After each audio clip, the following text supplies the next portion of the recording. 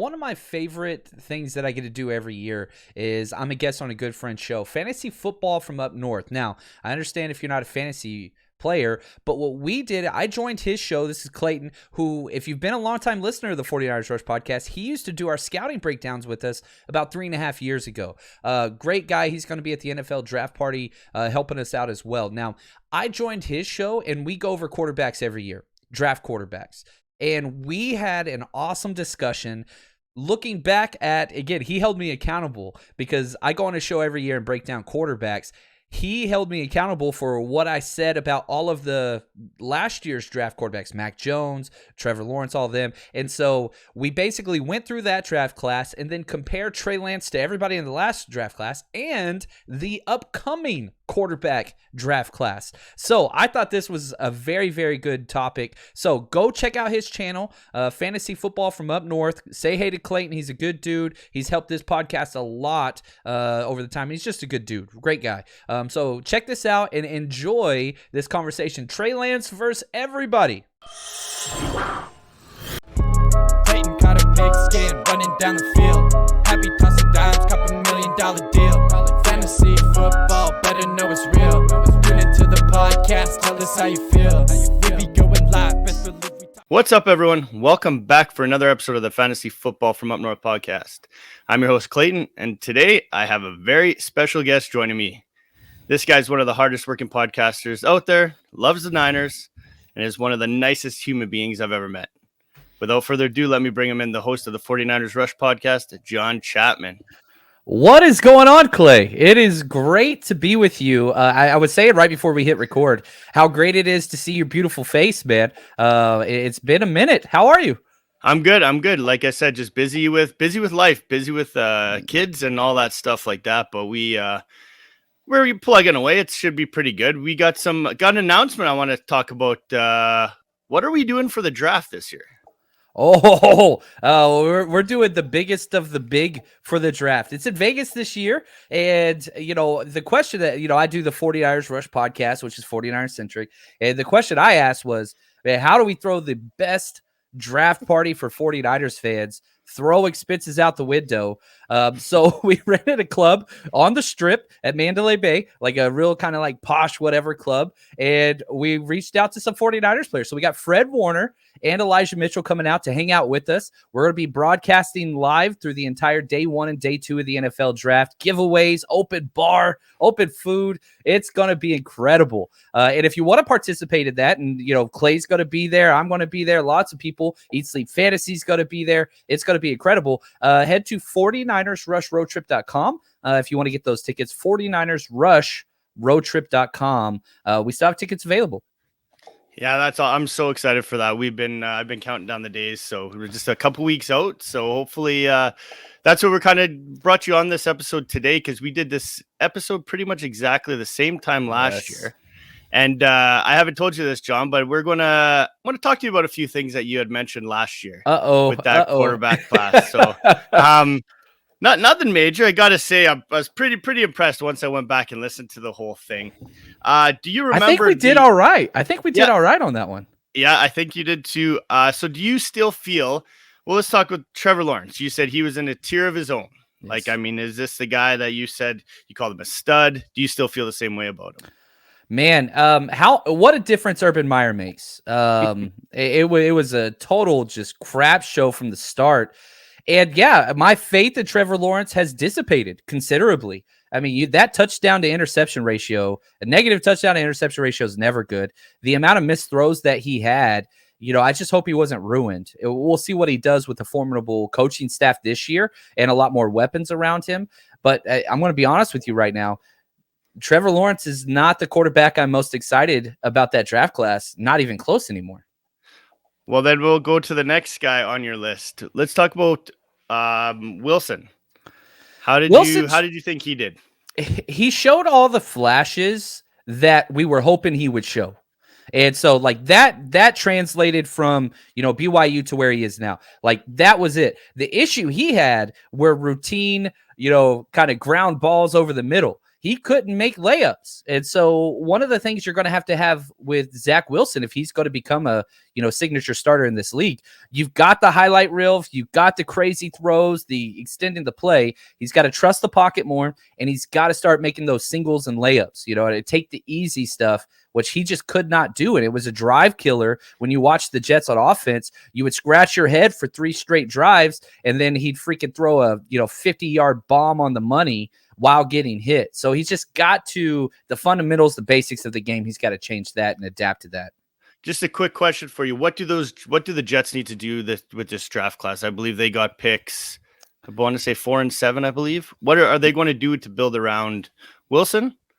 Yeah, O-line. I would go O-line, and I would go wide receiver. That's what I would, trade back one of those and get a wide receiver along those lines, or an edge guy. They're Robert Saleh, that defense, they could definitely go edge. So I could see them going O-line, D-line with their first 2 picks. But personally, I would trade one of those picks back, collect a haul, draft a wide receiver early, and then this deep edge class. But Robert Saleh is going to get an edge guy. It's going to happen. Nice. Okay, next, tell me about him, Trey Lance.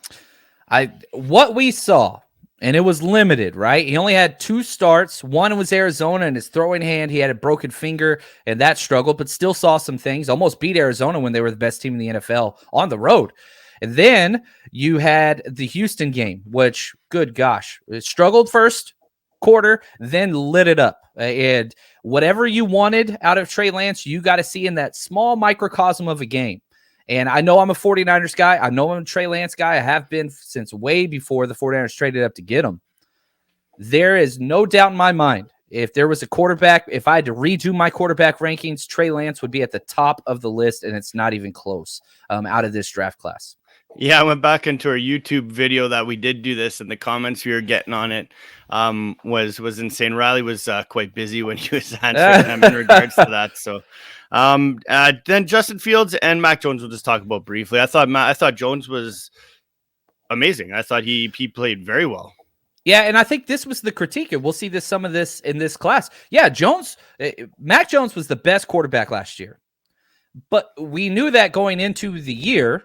We also knew that he had the most limited upside. And so my question is, has he reached close to his peak? Because he doesn't have the arm talent. We saw that. Like, the ball fluttered a lot. You saw the interceptions, all those things. Now, he led his team to the playoffs, and they surrounded him with a lot of talent, which is great. And I like Mac Jones. But this is a philosophical understanding of, or a difference in what you do with your quarterbacks. Do you want the best quarterback years 1, 2, and 3? Or do you want the best quarterback years 4 through 15? And if that's the spectrum in which I'm looking at these quarterbacks, Mac Jones ain't it. And again, if I'm doing just the boom, boom, boom, boom, like, how would I redraft last year's quarterback class? It would go Trey Lance, probably Mac Jones. Then, I got to put Trevor Lawrence there. I mean, like, they're all studs. And let me say this. I would put all 5 of them first in this draft class over any of the other quarterbacks. The only one I would change would be maybe Malik Willis over Mac Jones. And again, why am I so low on Mac Jones? I just think that he's kind of close to his ceiling already, and that bothers me. Okay. And you did mention Justin Fields. The one biggest thing you knocked him on was his he hangs onto the ball too much. And clearly you're right. 36 sacks last year. So yeah, he did not. And now he was surrounded by not a very good offensive line, poor coaching, fill in the blank. It's almost like what we said about Trevor Lawrence. Did they ruin him?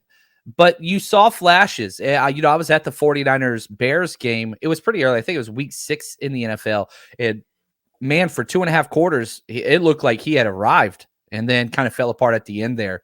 But you saw it with him. But yeah, he's got to trust the scheme. He's got to trust his eyes. We haven't seen him do that through, 3 years of starting, 2 in college and 1 in the NFL. He just gets hit way too much. Yeah, let's hope things change a little bit this year. But, that's not what we're here for. Just wanted to touch on those guys. It's this class is the one I want to really dive in on. I gave you a list of guys that we'll talk about. I mean, we've heard the names pretty much since the get-go because there's only basically a handful of guys in this draft class. But the one guy I want to touch on right now, and this is in no particular order, we'll touch on, how we're going to rank these guys afterwards. But Sam Howell, North Carolina, 6'1", 220. Passing stats were not bad. Just over 3,000, 24 touchdowns, 9 interceptions. Rushing yards, on the other hand, he had 183 attempts, 828 yards, and another 11 touchdowns. Is he all that he's cut out to be that I'm reading about? Man, you jump back a year when he had Diami Brown and, his stud running backs, Javonte Williams, all these guys, Michael Carter, everybody loved him, and people were talking about him as the number 1 overall pick. Well, what changed? It's the fishbowl kind of theory of quarterbacks. You surround him with great talent, he's going to be great. You take away some of that talent, he's going to struggle. Now, the one thing that I will say that I love about Sam Howell, he'll be the youngest quarterback in the NFL once he's drafted out of this draft class or the previous one. The second youngest quarterback in the NFL will be Trey Lance. I'm bringing everything back to Trey Lance. But I like Sam Howell. He's got to get better in the pocket. He can throw the deep ball. It looks good. He's got the body. He's got the mobility. But you've got to get those consistent. One of the things that I think, guys like Mac Jones and guys like Kirk Cousins or Jimmy Garoppolo even, is they're able to make those routine throws to put themselves in good situations moving forward. And that's something he struggles with. He struggles in the pocket. He's got the NFL arm. He's got all those things, but his pocket mechanics, they're not great. And so that's why I'm kind of low on him. Yeah, I've got a 3rd round grade on him. And I don't think that he's a high upside guy, but he's got to sit and learn. Yeah, and that's exactly what I was going to say. I have him. As far as for fantasy purposes go, I think his he pretty much his upside is limited. I don't think he'll be more than a QB2 probably in the NFL. He like you said, he does have all the mechanics to be an NFL quarterback, but yeah, like you said, he is pocket awareness lacks velocity on some of his throws. He underthrows on the deep ball. Even though he does have that arm, he still underthrows quite a bit from what I watched. I do feel like he could be potentially a good starter in the right system. That's the problem, though, right? I don't think it's going to be a situation where you could just throw him into a system where he can't succeed. And as far as that goes, RPO offense is probably something that he's going to succeed in the most from what his skill set is. Right. I mean, my player comp for Sam Howell is Colt McCoy. Like that's kind of what he is. He's got to be a career-long backup quarterback that can maybe step in and do some things. Now, maybe he could elevate his play if he's put in a good situation. But again, as far as fantasy goes, Superflex 2 quarterback leagues, yeah, you take a flyer on him. But once you see he goes the back end of day 2,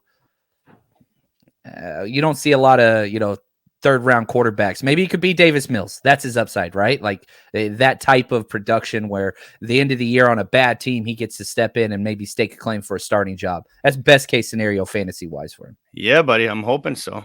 I like Mills. I love Davis Mills. That's my team. I love it. All right. Another guy you mentioned that you said you did like is Malik Willis. He kind of, came to light. I didn't really see too much about him up until the combine. Well, I heard a lot about him going into the combine, and then after that, it kind of just blew up. And now they're talking this. I mean, teams could be getting this kid in the top 10. So as far as I know, I mean, he's the dual threat ability. He's very good at extending plays, obviously. Quick release, rocket arm. But I find there's a little bit few more inconsistencies as far as his footwork and form goes. That's kind of. Yes. I'm trying to figure out where the hype is coming from. Well, again, back to this idea of how do you rank your quarterbacks and what do you want out of them? That draft philosophy.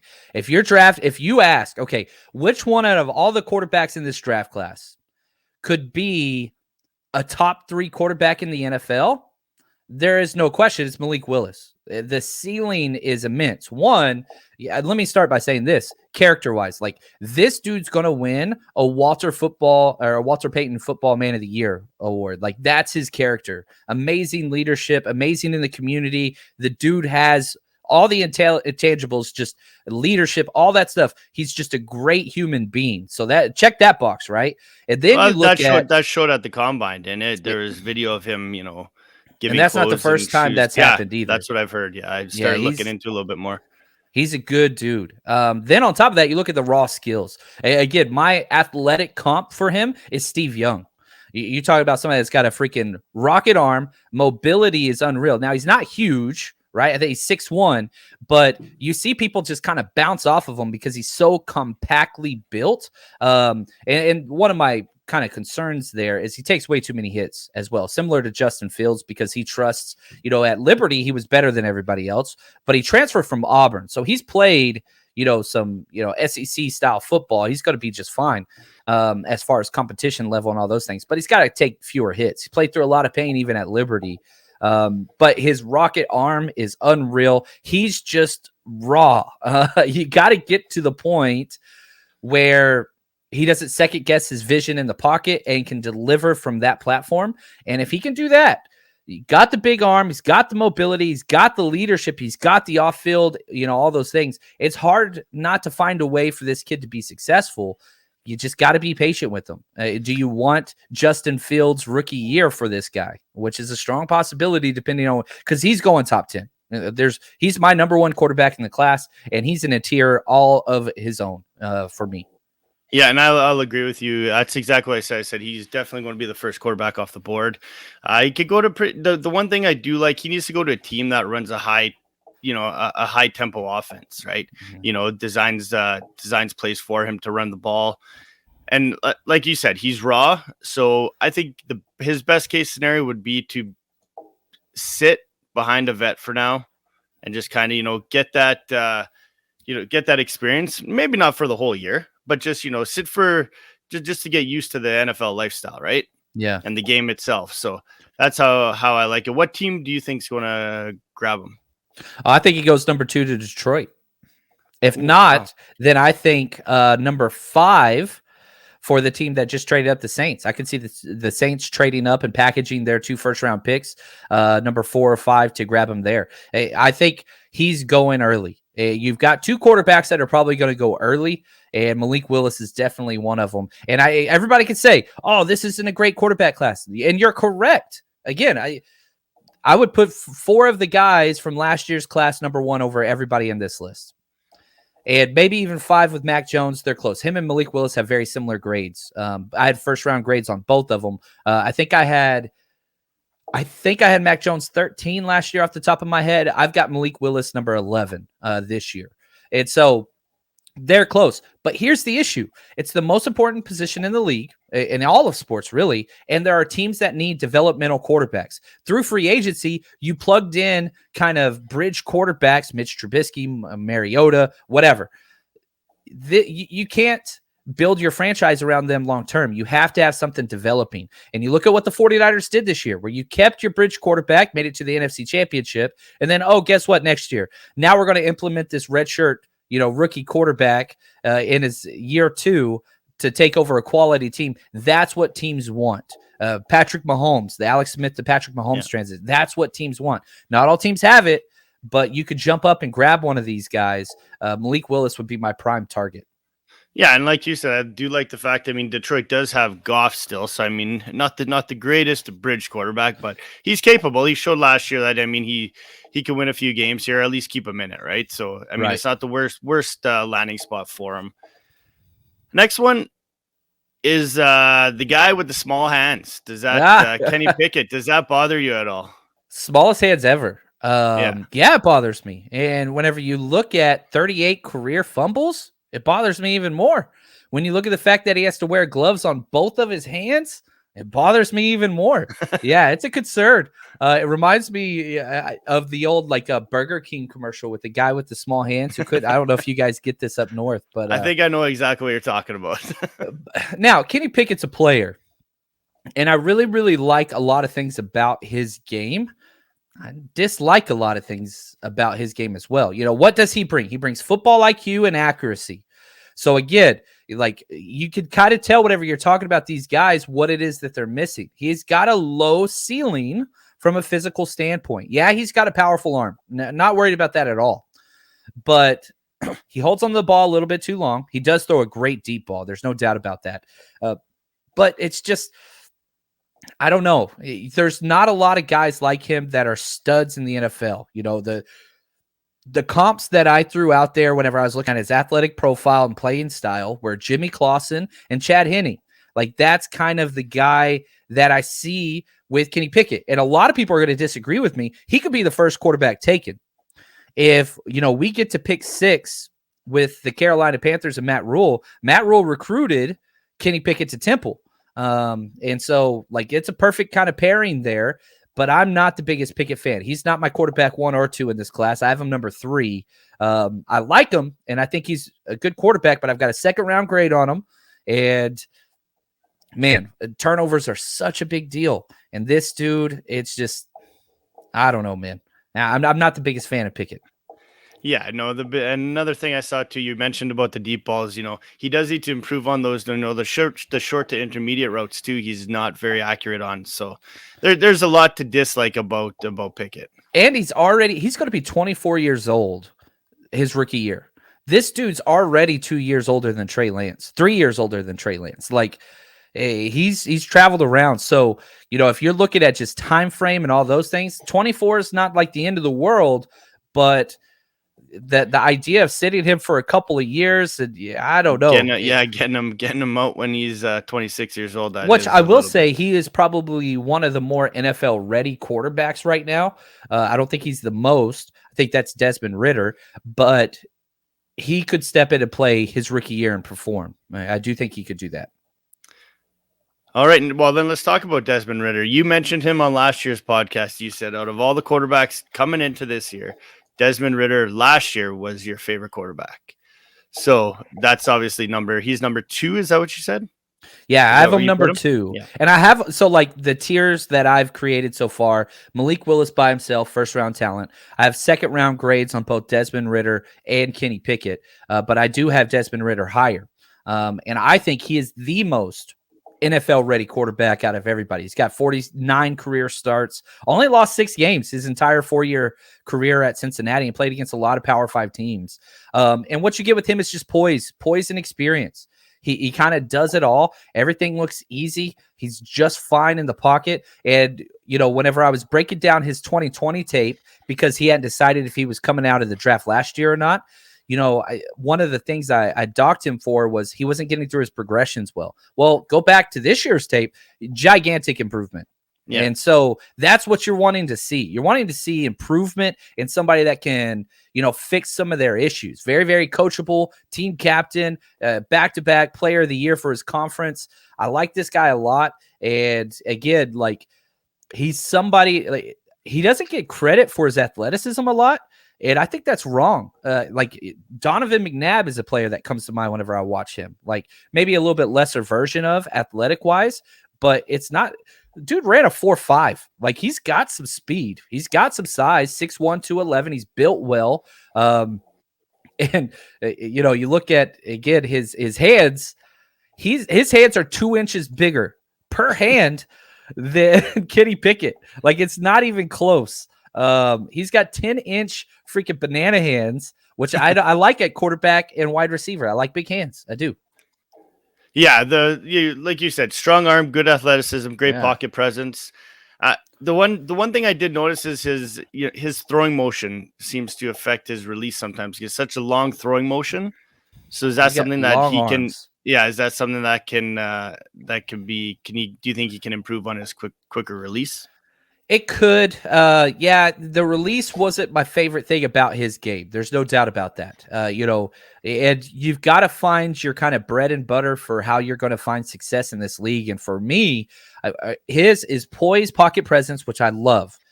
Just stands in the pocket with a lot of confidence, which, if you go back to the great Bill Walsh, that was, number 1 or number 2 whenever he looked at quarterbacks, pocket presence, that and accuracy. And this guy, like, it doesn't seem hard to translate to the NFL that he can win from inside the pocket, and he's got the 4.52 speed in the 40-yard dash to adapt if things go poorly. So I don't think he's like your true dual threat quarterback. He's not going to be in that Lamar Jackson, Kyler Murray, whatever, but it's there if he gets into trouble. And that's what I like, escape hatch type of mobility. Yeah, agreed. I said, like, when I did my overall summary on him, he checks off most boxes physically. Does need some improvement, but I mean, just like all these quarterbacks do.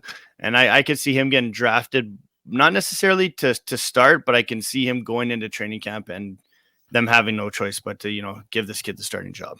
Right. Yeah, I like him. I think, personally, if I was drafting and if I was a GM, this would be somebody I would target at the end of the first round, because you get that extra 5th year out of him. And so I like him far more than Kenny Pickett. Nice. Okay. Last big name we should talk about is Matt Corral of Ole Miss. Yeah.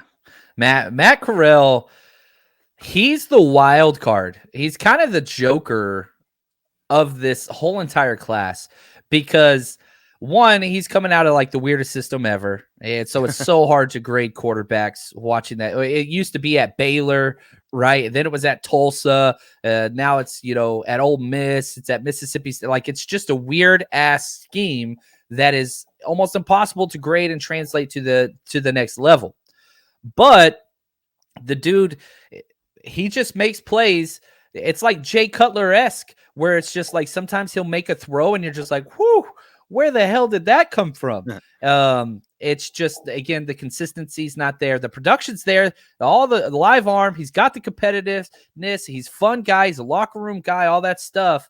But like, it's funny, whenever I was talking about like my player comps, in kind of the players, Allen Iverson kept coming to mind. Like, that's what it reminds me of. Like, this dude just, nobody told him he's not supposed to do these things.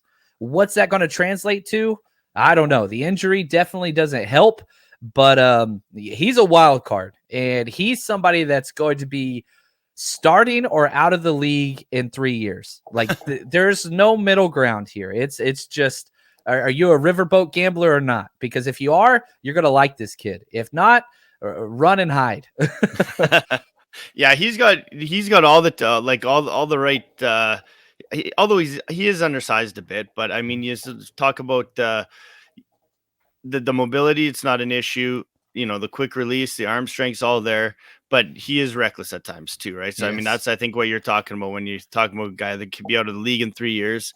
And he did. He ran a very, very weird offense in college that I don't think they necessarily run at the NFL level. No, they don't.